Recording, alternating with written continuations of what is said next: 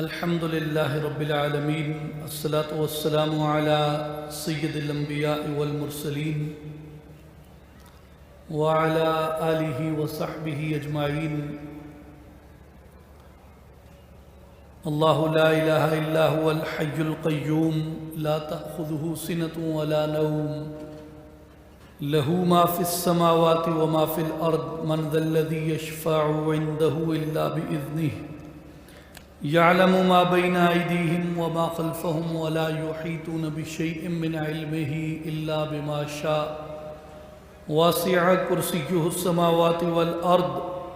ولا يؤوده حفظهما وهو العلي العظيم. إن الله وملائكته يصلون على النبي يا أيها الذين آمنوا صلوا عليه وسلموا تسلیما. تمام احباب بآواز بلند پڑھیں الصلاۃ والسلام علیک یا سیدی یا رسول اللہ، الصلاۃ والسلام علیک یا حبیب اللہ، الصلاۃ والسلام علیک یا نور اللہ، الصلاۃ والسلام علیک یا محمد الرسول اللہ صلی اللہ علیہ وآلہ وبارک وسلم. قابل احترام بھائیوں، بزرگوں اور ساتھیوں، السلام علیکم ورحمۃ اللہ وبرکاتہ. بندہ ناچیز، سب سے پہلے آپ تمام معزز اور محترم مہمانان گرامی، بھائیوں، بزرگوں، دوستوں اور ساتھیوں کو حضور مرشد کریم سرپرست اعلیٰ اصلاحی جماعت وعالمی تنظیم العارفین جانشین سلطان الفقر حضرت سخی سلطان محمد علی صاحب دامت برکاتہم العالیہ کی جانب سے خوش آمدید کہتا ہے اور آپ کا خیر مقدم کرتا ہے، اور بالخصوص اس لیے کہ آپ رمضان المبارک کی ان بابرکت گھڑیوں میں سفر کی مشقت کو سہ کے گرمی جھیل کے آج کی اس بابرکت تقریب میں شرکت فرمانے کے لیے ملک پاکستان کے طول و عرض سے سفر فرما کے یہاں پہ تشریف لائے. ناچیز بار دیگر حضور مرشد کریم جانشین سلطان الفقر حضرت سلطان محمد علی صاحب سجادہ نشین آستانہ عالیہ شعباز عارفہ حضرت سلطان محمد عبدالعزیز دربار عالیہ سلطان العارفین حضرت سخی سلطان باہو رحمۃ اللہ علیہ کی جانب سے آپ کو خوش آمدید کہتا ہے، آپ کا خیر مقدم کرتا ہے، اور اللہ پاک کی بارگاہ میں دعا گو ہے کہ آپ جن نیک دعاؤں نیک مناجاتوں کے ساتھ اس بابرکت تقریب میں تشریف لائے، اللہ پاک آپ کی سب دعاؤں کو مناجاتوں کو درجہ قبولیت عطا فرمائے. میرے بھائیوں اور بزرگوں، آج کی یہ بابرکت تقریب اصلاحی جماعت وعالمی تنظیم العارفین کا برسہ برس سے انعقاد پذیر ہونے والا سالانہ اجتماع ہے، جو نبی اکرم خاتم الانبیاء محمد مصطفیٰ احمد مجتبیٰ صلی اللہ علیہ وآلہ وسلم کے میلاد پاک کی نسبت سے منسوب ہے، اور برسہ برس سے سلطان العارفین برہان الواصلین حضرت سخی سلطان باہو رحمۃ اللہ تعالی علیہ کے آستانہ عالیہ پہ انعقاد پذیر ہوتا ہے. اور یہاں سے جو تعلیم اور جو پیغام سینوں کے اندر اجاگر کیا گیا ہے، آپ جانتے ہیں کہ وہ ہر تفرقے سے، ہر تفریق سے بالا تر ہے، اور وہ پیغام ہے جس پیغام کے اندر محبت ہے، جس کے اندر صداقت ہے، جس کے اندر اخوت ہے، جس کے اندر بھائی چارہ ہے، جس کے اندر روشنی ہے، جس کے اندر نور ہے، اور جس کے اندر اللہ تبارک و تعالیٰ کی طرف سے سینوں کے اندر شفا بھر دی گئی ہے۔ یہ وہ پیغام ہے کہ جو تعصبات سے بالا تر ہے، جو تشدد سے بالا تر ہے، جو ہر نفرت انگیزی سے بالا تر ہے، بلکہ یہ سلطان العارفین حضرت سخی سلطان باہو رحمۃ اللہ تعالی علیہ کا اور پیران پیر محی الدین غوث العظم سیدنا شیخ عبد القادر جیلانی رضی اللہ تعالی عنہ کا اور اولیاء و صالحین کا فیضان ہے کہ جو سینہ اس پیغام کا امین بن جاتا ہے، اللہ تبارک و تعالیٰ اس سینے کو روشن کر دیتا ہے، اللہ تبارک و تعالیٰ اس سینے کو کھول دیتا ہے، اللہ تبارک و تعالیٰ اس کی شرح صدر فرما دیتا ہے۔ اور میرے بھائی اور بزرگوں، یہ اولیاء کی، صوفیاء کی، صالحین کی کاوشیں تھیں جن سے آج بر صغیر پاک و ہند کے اندر شمع اسلام روشن ہے۔ یہ ان اولیاء کا فیضان تربیت تھا کہ 1000 برس تک اللہ تبارک و تعالیٰ نے یہاں اہل حق، اہل اسلام کو تقویت عطا فرمائی، ان کو غلبہ عطا فرمایا، اور اس کی وجہ یہ تھی کہ ان کے سینوں کے اندر یہ یگانگت تھی، ان کے سینوں کے اندر اتفاق بھرا تھا، ان کے سینوں کے اندر اتحاد بھرا تھا، اور ان کے سینوں کے اندر وہ یکجہتی تھی جو ایک مسلمان کو دوسرے مسلمان کے ساتھ لا الہ الا اللہ محمد الرسول اللہ کے تعلق سے نصیب ہوتی ہے۔ اور میرے بھائیوں اور بزرگوں، یہ ان صوفیاء کرام کی کاوشیں تھیں، یہ ان صوفیاء کرام کا فیض تھا، یہ ان اولیاء اللہ کی تربیت کا اثر تھا کہ یہاں پہ لوگوں کے سینوں میں انبیاء کی محبت جگمگاتی، یہاں لوگوں کے سینوں میں خاتم الانبیاء محمد مصطفیٰ احمد مجتبیٰ صلی اللہ علیہ وآلہ وسلم کی محبت بھری تھی، حضور کا عشق بھرا تھا۔ یہاں ان اولیاء اللہ کی تربیت سے لوگوں کے سینوں کے اندر صحابہ کرام رضوان اللہ علیہ مجمعین کی محبت تھی، ان اولیاء کی تربیت سے لوگوں کے سینوں کے اندر اہل بیت اطہار کی محبت تھی، یہاں ان اولیاء اللہ کی تربیت کی بدولت لوگوں کے سینوں کے اندر ائمہ اجتہاد کی رغبت تھی، لوگ دین کے اندر قوی تھے، یہاں پہ لوگوں کے سینوں کے اندر ایمان کی محبت تھی، لوگ جو دولت ایمان ہے اسے ہر ایک دولت سے برتر سمجھتے، دولت ایمان کے برابر دنیا کی کسی نعمت کو نہ سمجھتے۔ میرے بھائیوں اور بزرگوں، سینوں کی یہ روشنیاں، سینوں کے یہ اجالے اور کردار کی یہ خوشبوئیں، یہ اس تربیت کا نتیجہ ہوتی ہیں جس کے اپنے سینے کو اللہ نے روشنی عطا کی ہوتی ہے۔ یہ تربیت ایسے وجود سے خوشبو بکھیر سکتی ہے جس کے اپنے وجود کو اللہ نے ایسی محبت کی خوشبو عطا کی ہوتی ہے۔ میرے بھائیوں اور بزرگوں، میرے دوستوں اور ساتھیوں، اس لیے اس خطے کے ہی نہیں بلکہ پوری دنیا اسلام کے اندر اولیاء اللہ نے، صوفیاء کاملین نے اس فیضان تربیت کے ساتھ کردار پیدا کیے، اس فیضان تربیت کے ساتھ انہوں نے علماء پیدا کیے، فقہاء پیدا کیے، متکلمین پیدا کیے، مجاہدین اسلام پیدا کیے۔ آپ کبھی اسلام کی تاریخ کے کچھ نابغہ روزگار سالاروں کی زندگیوں کو پڑھیں، آپ کبھی سلطان صلاح الدین ایوبی کی زندگی کو پڑھیں، جس کو مورخین اس عقیدت سے ذکر کرتے ہیں کہ جس عقیدت سے مورخین صحابہ کرام کا ذکر کرتے ہیں۔ سلطان صلاح الدین ایوبی جو فاتح قدس ہے، جس نے یروشلم کو صلیبی قبضے سے آزاد کرایا، آج جب آپ اور میں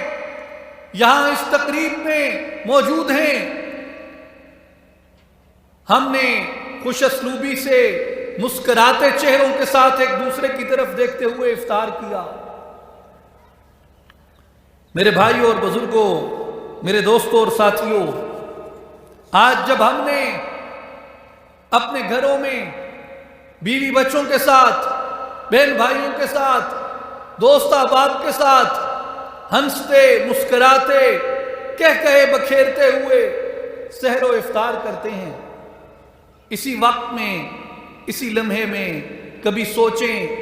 کہ غزہ کے اندر لوگ کیسے افطاری کر رہے ہیں، مغربی کنارے پہ لوگ کس طریقے سے سحری کر رہے ہیں،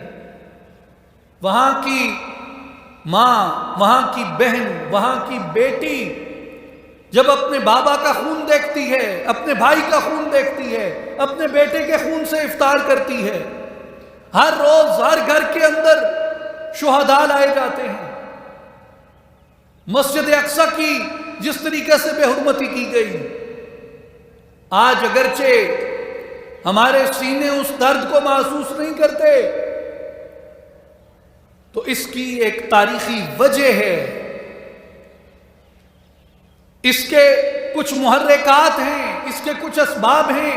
جو ہماری 150-200 سال کی اندرونی خلفشار اور اندرونی انتشار ہے، اور شدت اور تعصب اور تکفیر کا رویہ ہے۔ لیکن وہ امت جس کی تربیت زبانوں سے شعلے اگلتے پرتشدد متعصب خطیب نہیں تھے، بلکہ جس امت کی تربیت اولیاء، صالحین اور پیکران حلم و محبت کے ہاتھوں ہوتی تھی، سلطان صلاح الدین ایوبی کی تربیت پیران پیر دستگیر محی الدین غوث الاعظم سیدنا شیخ عبد القادر گیلانی رضی اللہ تعالیٰ عنہ نے فرمائی۔ اس لیے اس کی جو نظر تھی وہ امت کے اندرونی خلفشار پہ نہیں تھی، بلکہ اس کی نظر اس مقصد پہ جڑی تھی جو مسلمانوں کا قبلہ اول تھا، اس کی نظر اس پہ جڑی تھی۔ سلطان محمد الفاتح جو رسول اللہ صلی اللہ علیہ وآلہ وسلم کی بشارت کا مصداق بنا، جس نے قسطنطنیہ کو فتح کیا، استنبول بنایا اس کو، قسطنطنیہ کو فتح کرنے والا وہ شخص سلسلہ نقش بندیہ کے اسلاف اور بزرگوں کی عظیم تربیت کا شاہکار تھا، جس نے پاک و ہند کے اندر مسلمانوں کی آمد کا راستہ کھولا۔ آج آپ اور میں جب ہندوستان میں اسلام کی تاریخ کو پڑھتے ہیں تو ہم یہاں کہتے ہیں کہ ہندوستان کے اندر اسلام صوفیاء کی کاوشوں سے پھیلا، تو اولین صوفیاء کون تھے؟ تو ہم کہتے ہیں کہ اولین صوفیاء میں علی بن عثمان المعروف حضرت سیدنا داتا گنج بخش حجویری رحمت اللہ تعالیٰ علیہ کی ذات گرامی ہے۔ میں یہ پوچھتا ہوں کہ داتا صاحب کو حجویر سے لاہور لانے والا کون تھا؟ داتا صاحب کو حجویر سے لاہور میں لانے والا فاتح ہند حضرت سلطان محمود غزنوی رحمت اللہ علیہ تھے۔ میرے بھائی اور بزرگوں،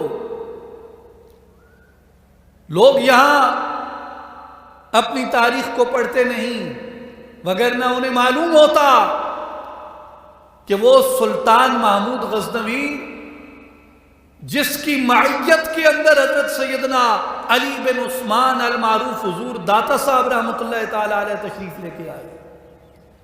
جو خود حضرت خواجہ ابو الحسن خرقانی رحمت اللہ علیہ کے حلقہ ارادت میں بیٹھتا تھا سلطان محمود غزنوی۔ میرے بھائی اور بزرگوں، یہ وہ لوگ تھے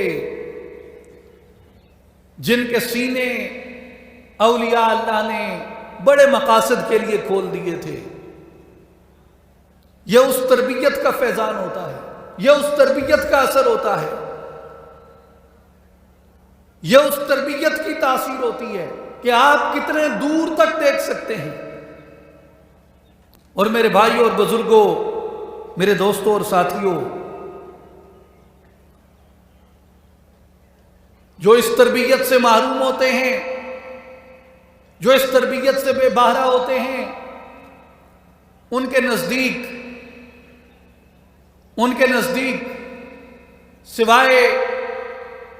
وہ جو آج آپ کو سامنے نظر آ رہا ہے، اس سے آگے کوئی چیز موجود نہیں ہوتی۔ وہ کسی کل کے بارے میں آپ کو نہیں بتا سکتے، وہ کسی پرسوں کے بارے میں آپ کو نہیں بتا سکتے۔ وہ جو مفاد انہیں آج نظر آ رہا ہے، ان کے نزدیک وہی سب کچھ ہوتا ہے۔ اس لیے کہ ان کے سینے کے اندر وہ روشنی نہیں، ان کی آنکھوں کے اندر وہ بینائی نہیں۔ تو ایسے لوگوں سے جو تربیت ہوتی ہے وہ بھی جز وقتی ہوتی ہے، محدود ہوتی ہے، بہت ہی شارٹ ٹرم ہوتی ہے، اور اس کے مقاصد بلند نہیں ہوتے۔ نعرے بلند ہوں گے، آوازیں بلند ہوں گی، گالیاں بلند ہوں گی، تانے بلند ہوں گے، مگر نظریہ بلند نہیں ہوگا، سوچ بلند نہیں ہوگی، اس پار دیکھنے کی طاقت اور قوت سے محروم ہوتے ہیں۔ اس لیے میرے بھائیوں اور بزرگوں، اللہ تبارک و تعالیٰ نے قرآن مجید کے اندر جو رغبت دلائی، اور نبی اکرم خاتم الانبیاء محمد مصطفیٰ احمد مجتبیٰ صلی اللہ علیہ وآلہ وسلم نے جو رغبت دلائی، وہ یہ دلائی کہ اہل اللہ کی مجلس میں بیٹھو۔ جیسے مولانا جلال الدین رومی رحمت اللہ علیہ فرماتے ہیں، دلا نزد کسے بے نشین کہ او از دل خبردار، بزیرے آن درختے رہو کہ او گلہائے تر دارد۔ کہ اے دل، دلا اے دل، نزد کسے بے نشین، ایسے کی مجلس میں جا کے بیٹھ کہ او از دل خبردارد، جو تیرے دل کی خبر رکھتا ہو۔ کسی ایسے کے پاس جا کے بیٹھ جسے تیرے دل کی خبر ہو۔ بزیرے آن درختے رہو کہ او گلہائے تر دارد، کسی ایسے درخت کی چھاؤں میں جا کے بیٹھ جس کے ہرے پتے خود بھی ٹھنڈے ہوں اور تجھے بھی ٹھنڈا کر دیں، خود بھی تر و تازہ ہوں اور تجھے بھی تازگی عطا کر دیں۔ دلا نزد کسے بے نشین کہ او از دل خبردارد، بزیرے آن درختے رہو کہ او گلہائے تر دارد۔ جب ایسی سنگت ملتی ہے، جب ایسی صحبت ملتی ہے، جب ایسا پیار ملتا ہے، جب ایسی محبت ملتی ہے، تو سینہ خود بخود اس جانب کشش محسوس کرتا ہے، خود بخود اس جانب کھنچ کے چلا جاتا ہے۔ میرے بھائیوں اور بزرگوں، لیکن اگر فضلوں سکے ساوے کردہ تکاروں ساڑے ہریاں، لیکن اگر کوئی پودا ایسا ہو جو ہریالی نہ رکھتا ہو، تو نہ وہ بارش کو روک سکتا ہے، نہ وہ دھوپ کو روک سکتا ہے۔ تو صوفیاء کاملین اور اولیاء اللہ ایسے چھتنار رکھتے ہیں، ایسی چھاؤں رکھتے ہیں جن کے سایہ الفت میں ہر راہگیر کو پناہ ملتی ہے، جن کی چھاؤں سے ہر مسافر نفع پاتا ہے، جن کی تربیت سے سینے روشن ہوتے ہیں۔ میرے بھائیوں اور بزرگوں، اسی مناسبت سے آج ناچیز سلطان ولایت، اولیاء کے امام، اولیاء کے سردار، اولیاء کے سلطان، مولائے کائنات سیدنا علی المرتضیٰ شیر خدا رضی اللہ تعالی عنہ کی یوم شہادت کی مناسبت سے چند باتیں آپ کی خدمت میں عرض کرنے کی جسارت کرے گا، اس نیت سے اور اس دعا کے ساتھ کہ جیسا کہ حدیث مبارک ہے کہ علی رضی اللہ تعالی عنہ کا ذکر بھی عبادت ہے، علی کا ذکر بھی عبادت ہے۔ اور آج جب ہم رمضان المبارک کی ان گھڑیوں میں سب جمع ہیں تو شاید سیدنا علی رضی اللہ تعالی عنہ کے ذکر پاک کی بدولت اللہ تبارک و تعالی ہمارے سینوں کو بھی ولایت کے لیے چن لے، اور ان کی ولایت کی خیرات سے اگر ہمیں ایک ذرہ بھی نصیب ہو جائے ہم اس دنیا کے اندر آفتاب بن کے چلتے ہیں۔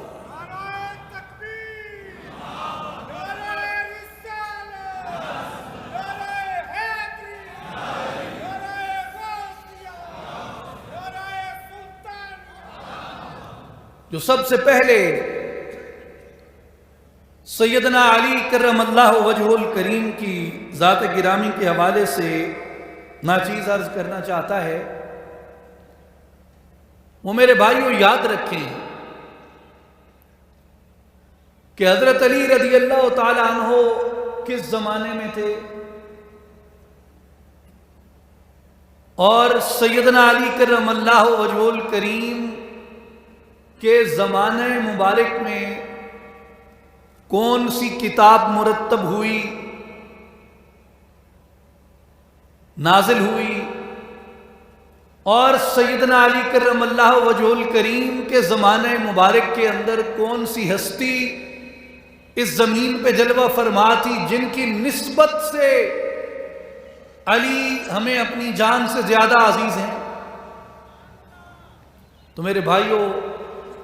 وہ ہستی کامل محبوب مصطفیٰ خاتم الانبیاء صلی اللہ علیہ وآلہ وسلم تھے، اور وہ کتاب جو نازل ہوئی وہ قرآن مجید ہے، اور اول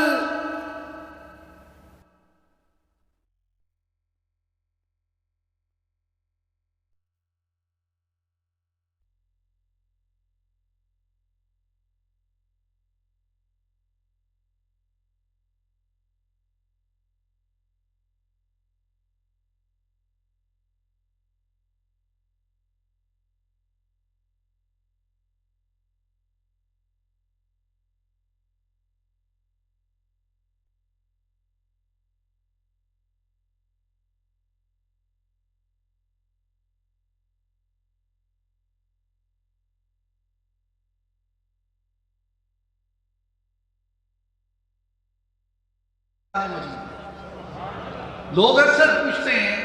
کہ جی سیرت کے مطالعے کے لیے کون سی کتاب پڑھیں، سیرت کے مطالعے کے لیے کون سی کتاب پڑھیں، کس کتاب سے سیرت کو پڑھیں؟ تو میں کہتا ہوں بھائی، سیرت آپ کو قرآن سے بہتر کہیں نہیں ملے گی،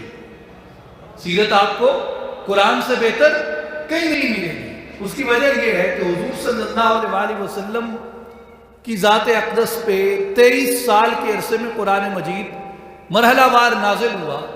اس میں حضور کا اٹھنا ہے، حضور کا بیٹھنا ہے، حضور کا کلام کرنا ہے، حضور کا نماز پڑھنا ہے، حضور کا سواری کرنا ہے، حضور کا جہاد کرنا ہے، حضور کا صحابہ کی مجلس میں بیٹھنا ہے، صحابہ اور حضور کے تعلقات ہیں، اس میں حضور صلی اللہ علیہ وسلم کی معاشرت ہے، آداب ہیں، قضا ہے، عدالت ہے، معیشت ہے، سارا کچھ جو آپ سیرت کے متعلق تلاش کرنا چاہتے ہیں وہ قرآن مجید کے اندر موجود ہے۔ تو یہ سارا کچھ قرآن کے اندر موجود ہے، تو حضور کے اہل بیت بھی قرآن میں، حضور کے خلفائے راشدین بھی قرآن میں حضور کے یار بھی، قرآن میں حضور کے صحابہ بھی، قرآن میں حضور کی امت کے اولیاء بھی، قرآن کے اندر۔ اس لیے میں کہتا ہوں کہ جس نے عظمت اہل بیت پڑھنی ہو وہ قرآن پڑھے، جس نے عظمت صحابہ پڑھنی ہو وہ قرآن پڑھے، جس نے عظمت علی پڑھنی ہو وہ قرآن پڑھے۔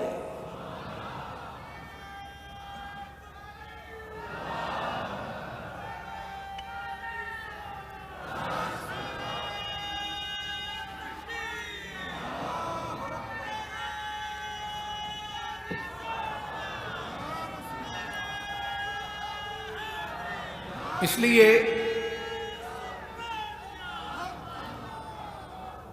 9 آیات کریمہ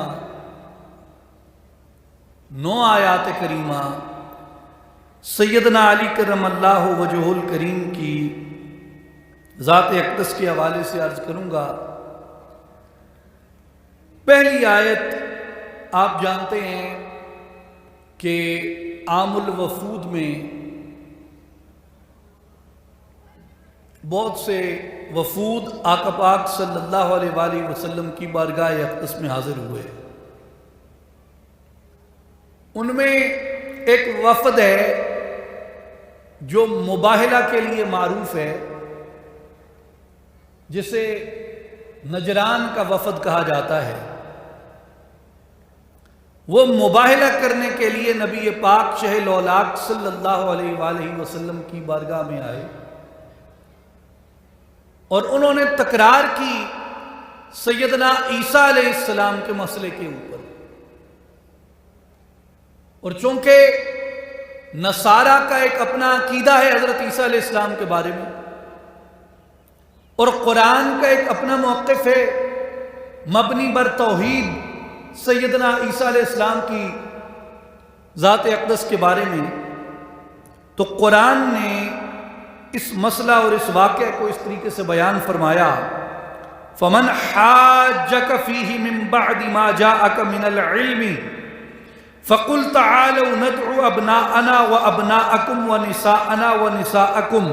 وَأَنفُسَنَا وَأَنفُسَكُمْ ثُمَّ نَبْتَهِلْ فَنَجْعَلْ لَعْنَةَ اللَّهِ عَلَى الْكَاذِبِينَ۔ کہ پس آپ کے پاس علم آ جانے کے بعد جو شخص حضرت عیسیٰ علیہ السلام کے معاملے میں آپ سے جھگڑا کرے، علم آ جانے کے بعد بھی جو شخص حضرت عیسیٰ کے معاملے میں جھگڑا کرے، تو اے محبوب صلی اللہ علیہ وسلم آپ اسے فرما دیں کہ آؤ پھر ہم مل کر اپنے بیٹوں کو اور تمہارے بیٹوں کو، اپنی عورتوں کو اور تمہاری عورتوں کو، اپنے آپ کو اور تمہیں ایک جگہ بلا لیتے ہیں۔ ثم نبتہل، اور پھر ہم مباہلہ کرتے ہیں، اللہ کے حضور گڑ گڑا کے یہ دعا مانگتے ہیں، فنجعل لعنت اللہ علی الکاذبین۔ اور جو جھوٹا ہوگا اللہ تبارک و تعالیٰ اس کے چہرے کے اوپر پھٹکار ڈال دے گا، اس کے چہرے کے اوپر لعنت کر دے گا، اور وہ اپنے چہرے کی بے نوری سے اس پھٹکار سے پہچانا جائے گا کہ یہ سچا ہے اور یہ جھوٹا ہے۔ جب مباہلہ کا یہ اصول قرآن میں آیا، اصول کیا تھا کہ ندعو ابناءنا و ابناءکم، حضور سے کہا گیا کہ حبیب آپ فرمائیں ہم اپنے بچوں کو بلاتے ہیں، اور تم یعنی نصارہ نجران کے عیسائی تم اپنے بچوں کو بلاؤ، وَنِسَاءَنَا ہم اپنی عورتوں کو لے کے آتے ہیں، وَنِسَاءَكُمْ تم اپنی عورتوں کو لے کے آؤ، وَأَنفُسَنَا اور ہم خود بھی آتے ہیں، وَأَنفُسَكُمْ اور تم خود بھی آ جاؤ اپنے بیٹوں عورتوں کے ساتھ، اور پھر ہم آ کے یہاں گڑ گڑا کے دعا مانگتے ہیں۔ تو محدثین بیان کرتے ہیں کہ رسول اللہ صلی اللہ علیہ وآلہ وسلم نے اس اصول کے تحت، یعنی عورتیں بھی بلائی جانی تھیں